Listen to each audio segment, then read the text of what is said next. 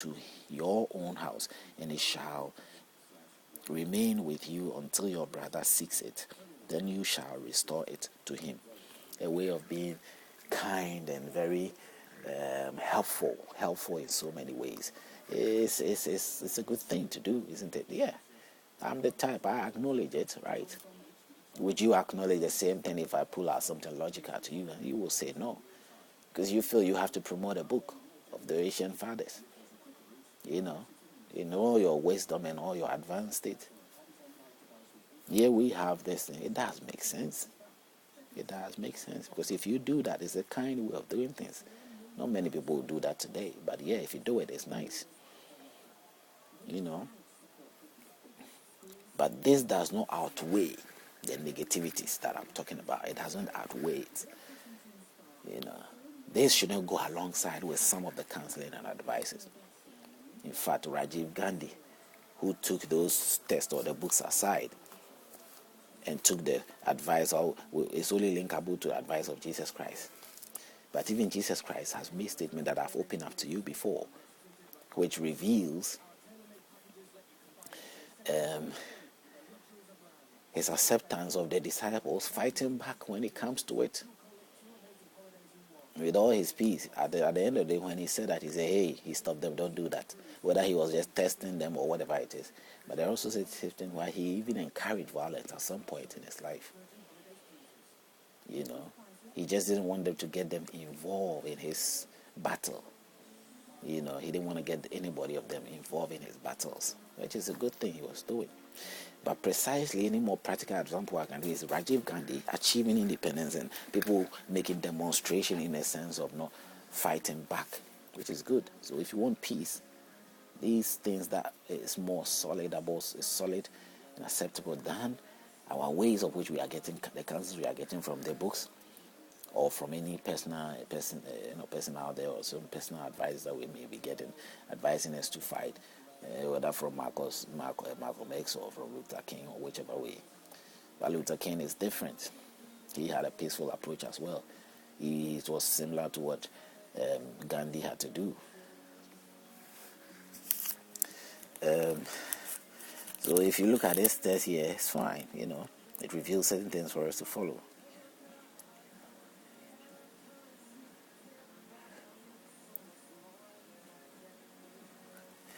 We can move on from to 23 of Exodus. Those excluded from the congregation. It says, he who is masculated by crushing or mutilation shall not enter the assembly of the Lord. He who is masculated by crushing or mutilation shall not enter the assembly of the Lord. Masculated by crushing or mutilation shall not enter. One of the legitimate birth shall not enter the assembly of the Lord, even to the 10th generation. None of his descendants shall enter the assembly of the Lord. Nevertheless, the Lord your God would not listen to Balaam, but the Lord your God turned the curse into the blessing for you, because the Lord your God loves you. Now this is Deuteronomy 23. I've just read 1, 2, 3, and 5. Now in 1 he says masculated. Whoever is what? Masculated. We have to I will clarify these words. You see, because if we don't really come to the point, emasculated, if we don't come to that point of clarifying things the way that will be so satisfactory to everybody, then we will not end up having the basis of understanding how the word was used or why the word was used. I'm equally not as fluent and educated as you probably may be. I try my best to understand everything as I proceed in my search. It says emasculate. Now the word emasculate here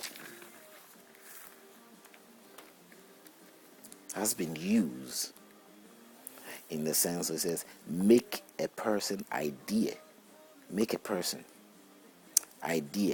or piece of legislation weak or less effective. The refusal to allow them to testify effectively or emasculated the committee.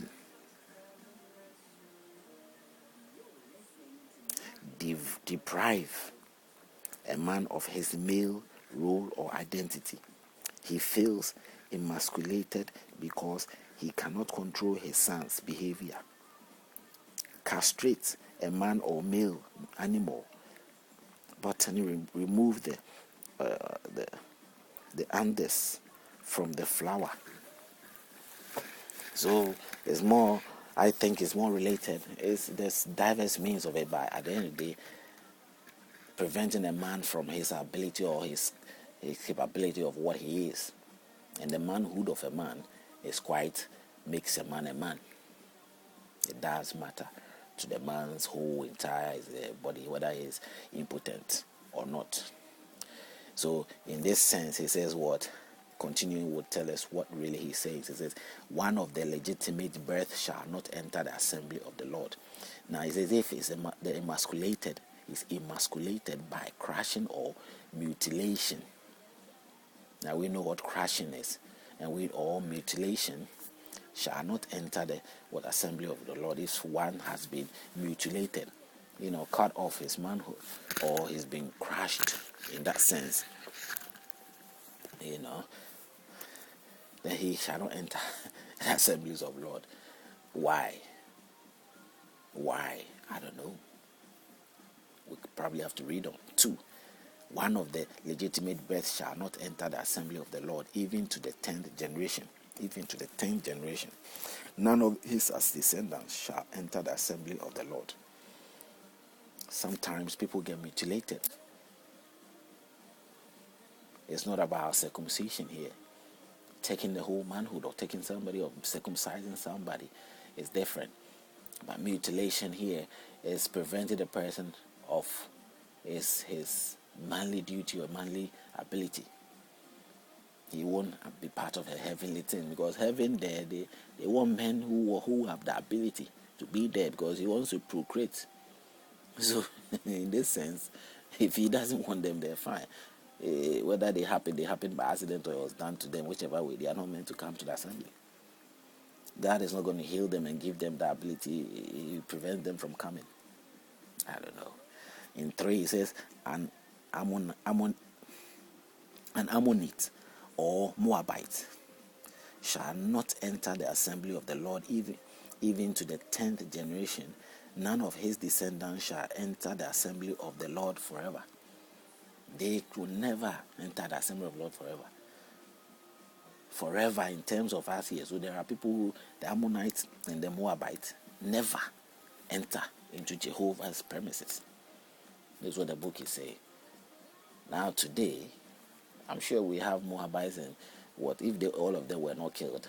Moabites and Ammonites mix up in society now. So some of them are sure have become Christians and all that. If they don't know, you don't know your background, and they've stated this, and God knows that you are an Ammonite, you're descended from Ammonite, but this, right now probably you mix with the Jew, you mix with African, or you mix with whatever race. He's saying to you, you are not supposed to come, despite the fact that you have that blood of Ammonite. Whether Ammonites are different from the generation of Noah or Adam, I don't know what they became of them, that they are not supposed to enter. In 4, he says, because they did not meet with the bread and water on the road when you came out of Egypt, and because they hide against you, Balaam, the son of Boa, from Pator of Mesopotamia, to curse you, because because of what they did. They took Balaam to curse the Jews. And for them to want to curse the Jews, the God of the Jews, or the God, is saying,